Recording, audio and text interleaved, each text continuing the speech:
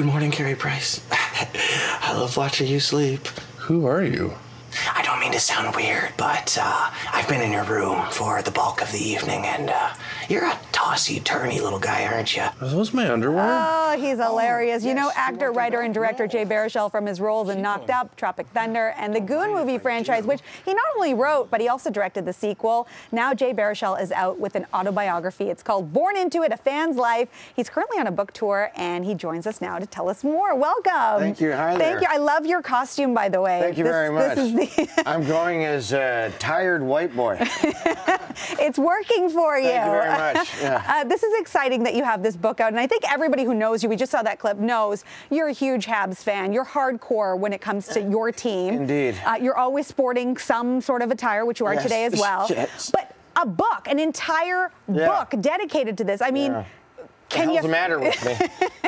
Tell me the why. Why did you want to do this? Very simply was that I thought that there was a spot for a book on my bookshelf, and that was sort of my goal was to write like a fan's companion piece to Ken Dryden's The Game. I wanted to write sort of articulate as best I could the kind of macro experience of what it is to be a sincere, dyed-in-the-wool fan of something. Interesting. So is this one of those things and then just it writes itself? Like you have no writers? Gosh, no. It was a hard book to write? No. I mean, it changed. It ebbed and flowed, shall we say. I tried to give myself a minimum of 3,000 words to write a day. And some days that comes easy, and some days it's like a root canal.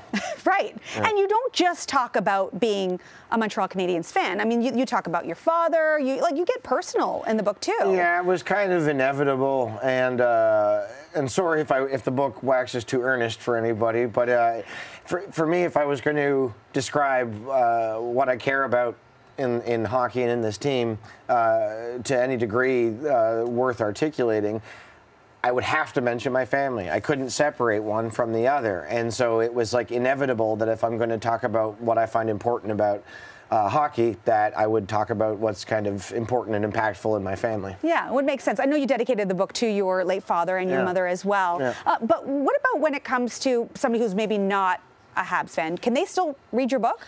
Are people that don't root for the Habs literate? I don't know. That's a stupid joke. It's early. I'm on 4 hours sleep. Listen, here's the thing.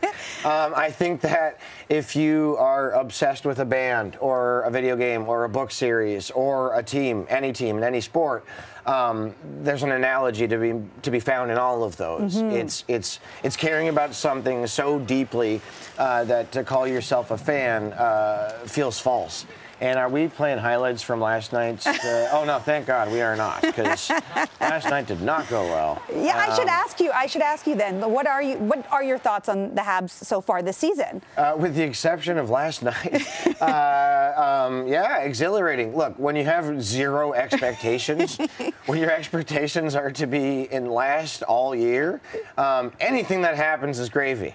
And so, which is like a rare spot for us to be in. We never play without the weight of expectation. But this year we are, and fast and young and entertaining and feeling good. Well, that's good. I was also surprised to learn, and in the book you reveal this, that you weren't necessarily a hardcore fan from the beginning. It sort of developed in your 20s? Yeah, it's sort of like, you can be raised in a faith, and your parents make you practice it, right? But it means more if you wander away from it and you elect to come back to it and make it yours. And that's kind of the best way that I can articulate sort of me being a Habs fan. I got to stop saying articulate in this interview. But it was like, something I was born and raised to believe, but one rebels against one's surroundings. So I rebelled against my dad. That means rebelled against watching hockey and stuff. However, eventually, when I got to an age where I was like able to realize how dumb that was, and that being a nerd and liking hockey are not mutually exclusive, I was able to find my own way back to them. And you certainly have found your way. I mean, you're pretty much their mascot, a walking mascot for them. So does that mean then, living here in Toronto, that Leafs fans are your enemies? Yes. Oh. And I don't know if people in Toronto realize this, but Habs fans are all terrible trolls.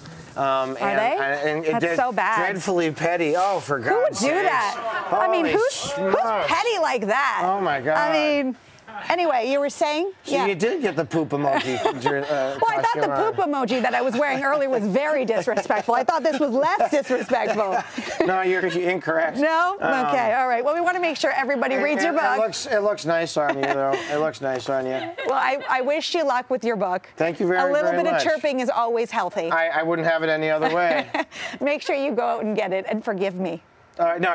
Please come back to the show. Oh, I'd love to. Thank you very much for having me. Bored into it. Make sure you get it. He's on his book tour right now. Look at that. Look at that traffic. Ah! Look at that traffic. Look at that weather. Data. Stats. Just pull numbers out of the air. We'll be back. Stay with us.